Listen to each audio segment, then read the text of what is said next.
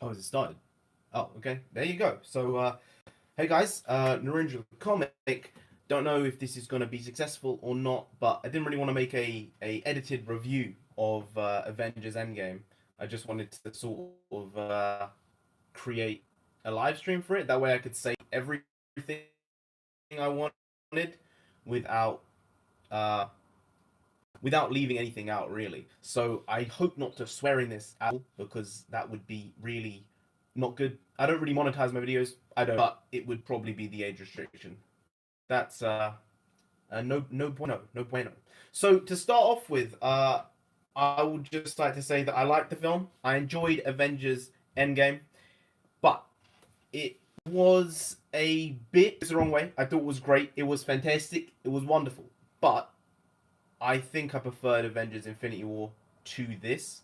I think it was just a more concise story. There were less plot holes, and overall, the the story and flow of the film worked a lot better than Endgame. I think the main problem I had with Endgame was, you know, there were potential plot holes, and they caused that themselves. They didn't help themselves with the amount they were bouncing backward and forwards in time.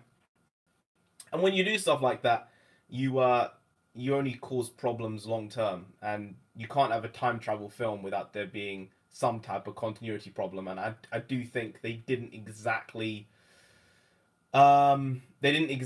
put that forward very simply. It was fine to follow, but I feel for most people it would be relatively difficult to get a hold of if you didn't know the canon and where they were going in time and what was happening. So I would say I preferred Infinity War.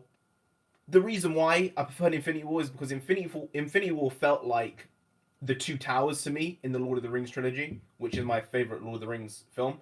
Whereas this felt like Return of the King. Now, Return of the King is the one which has all the accolades, everyone loves it, but it's my least favorite Lord of the Rings film.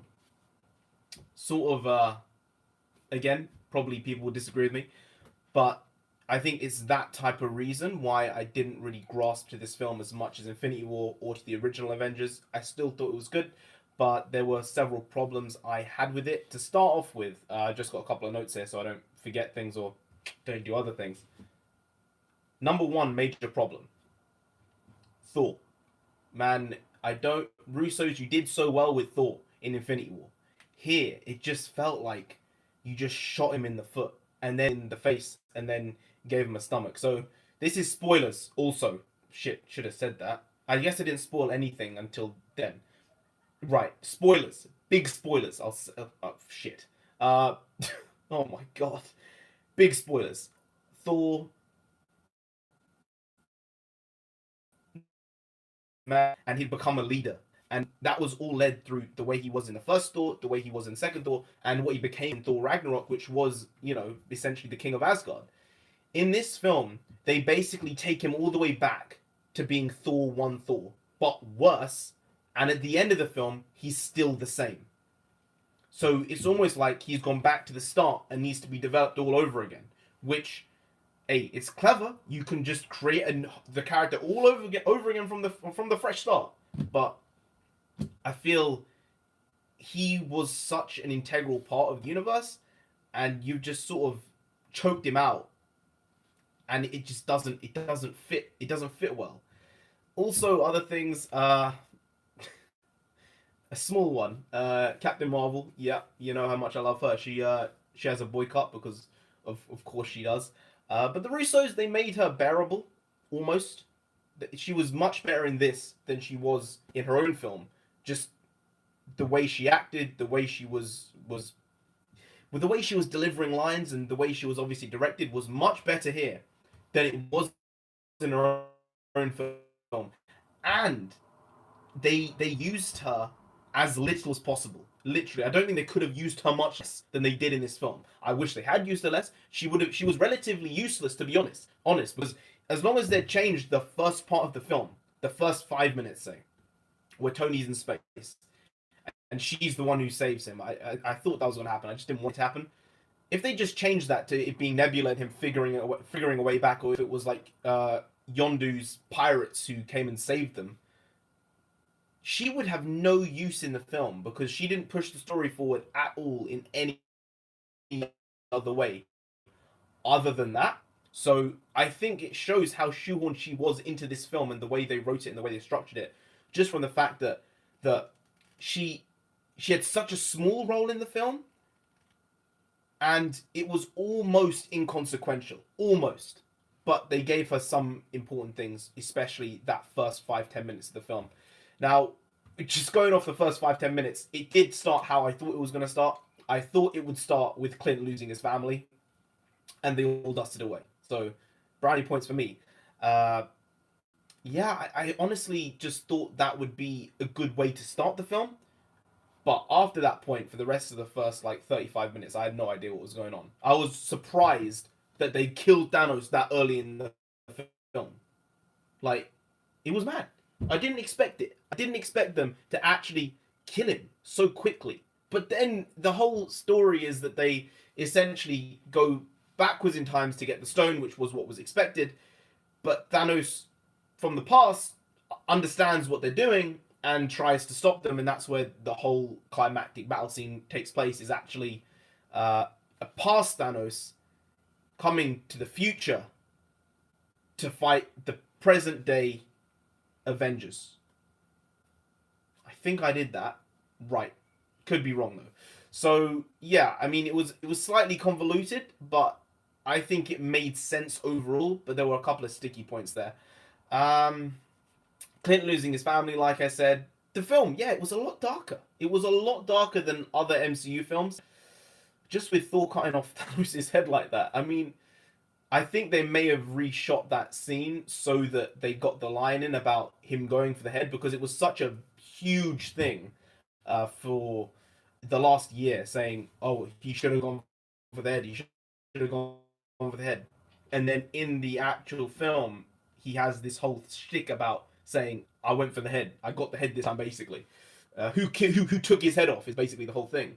And I feel that they shot that retroactively after all the stuff happened because of how popular that particular line was. Yeah, that was a bit surprising, and the entire dark tone, it really did shock me. I wouldn't send an 8-year-old to see this film. Infinity War, maybe I'd get like a 7 or 8-year-old to go see it, but this, no way. This was really, really dark, man. There were really heavy moments in it, speckled all throughout it, and oh yeah, deaths. I mean, I'd like to say I was right. I give myself a clap. Black Widow, dead. I knew it. I said it yesterday in my prediction. I was like, she's gonna die because she's having a film and it's a prequel film. She died. It was sad, man. It was. There were only 3 moments in the film where I almost cried. Almost. Her and Clint on Vormir was one of them, man. It was intense. It really was, and I think everyone in the theater was like completely flabbergasted at what was happening. And as soon as they went there, I was like, why are they being sent to Vormir? Did they know what's going to happen? And I don't think they did. I think they got set up there because I think they were the only ones who'd be able to actually get the stone. Really. I mean, it could have been Cap and Tony who'd been sent there, but then one of them would have had to be given up. So I don't know if Rocket and Nebula purposefully sent them there, which is a bit shady. A bit shady if they knew, and then they just sent them there unknowingly. It's a bit shit. But that was a really, really intense scene, man. And I knew it was gonna happen. It was like Clint's gonna try and give himself up, and then Black Widow's gonna stop him because he has a family at the end of the day. And that was the one which really got me probably the most. The second one was when, spoiler alert, I was right again. Tony Stark died. Yep, he's dead. He's the one who did the snap. He even gave a quick little "I am Iron Man" line at the end of it, which was poetic, if anything. I mean, the fact that that line itself was actually it was improvised in the first Iron Man at the end of the film, where RDJ walks up on stage and just goes, "I am Iron Man." That was improvised. It's not part of the script. And the fact it's become such an iconic line, and it is the final line he basically says in the film, in the series, this entire epic. It's not even a saga, I would say, because it's 22 films. It's absolutely incredible, and it shows the creative flair and collaborative effort this has taken to create something like this, and it really is incredible. But the scene where he died, and Spider-Man came back, they're all alive. All the people who got snapped away came back to life. All right, again, this is spoilers. What do you want from me? Um, yeah, when Spider-Man came over to him and held his hand, was basically falling apart in front of him. He was that was really, really, really pulling on the heartstrings there, especially because they sort of had this moment before where Tony and Spider-Man had this father-son like bonding moment just like 10-15 minutes before he passed away. That it was so emotionally resonant for some reason. And then obviously at Tony's funeral, that was also very well shot. I mean, the shots these guys produce are amazing. The work they put in, and it worked really well in my opinion. There was the odd thing of that kid from Iron Man 3, Ty Simpkins. He was in the film right at the end at the funeral, but he wasn't in any of the other stuff. He wasn't in the film at all otherwise. So just remember, these films they cost a lot of money. No one's on screen unless they're meant to be on screen.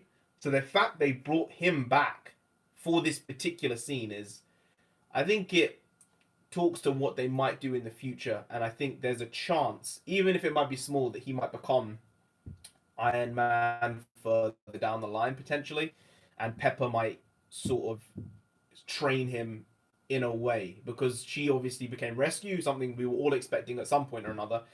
Um, it's odd how she used the suits when she doesn't in the film. Her entire thing, she's against the suits in a way. So it's odd how I don't think it would be a character to use the suit from the way she's been written. But hey, when push comes to shove and the end of the world's coming, you sort of have to, I guess, buckle up and go for the ride. And that's what she did in this. Other things. Danny dead. Oh, Cap. Yeah, man, Cap. There was a all-out storyline here. I mean, I don't know where they come up with some of this stuff, but it was mad. I think that I think that overall Cap's story arc came full circle, just like Iron Man's did, Tony Stark's, and sometimes I feel that people don't appreciate the effort that goes into storytelling, and I really think with this film in particular in this saga, I think it's going to draw a lot of people to be like, I want to be involved in film, I want to be involved in storytelling in one way or another, and that's only Cap's story was uh, gripping. It was gripping, and the way it ended, I accepted the way it ended with Cap. I didn't want it to end like that, but I knew it was gonna end like that.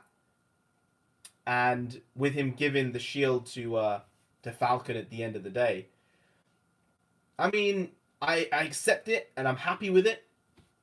I just feel maybe he should have given it to Bucky instead. But I'm fine with it. I do feel it's a bit odd that he's given Falcon the shield, but in the TV show that the Falcon and Winter Soldier are having, it's called Falcon and Winter Soldier. It's not called Captain America and Winter Soldier. So in a way, it seems like they're sort of retiring the character of Captain America completely. I don't know if I like that. You know, you have all this lore and all this history, and you're just gonna chuck it away.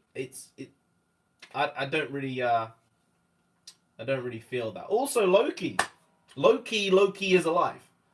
I think Loki is alive 100%. He's not dead. There was this. I mean, there were leaks when the Avengers were in New York on set and stuff like that, and Loki was on set as well.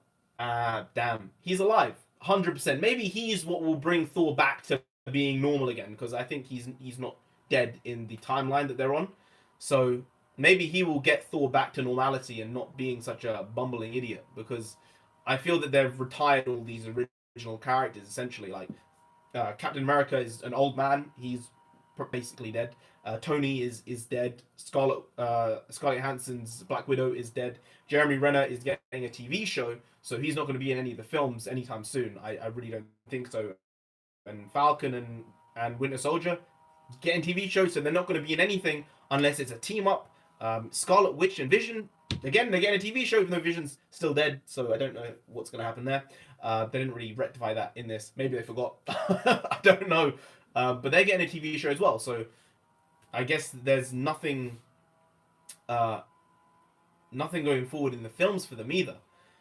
So it's a bit confusing, and with Thor, the way they ended it, it seems like Thor is going to be part of the Guardians of the Galaxy going forward, which I think fits considering the relationship they had in Infinity War. It sort of he fit with that vibe, but I think that signifies we're not getting any more Thor films, and we're probably going to get Guardians of the Galaxy 3, or maybe even as Guardians of the Galaxy. I don't know, but I don't like how quickly they've shifted over from the old guard to the new guard in terms of the characters leading the MCU going forward, because I don't think they've given enough time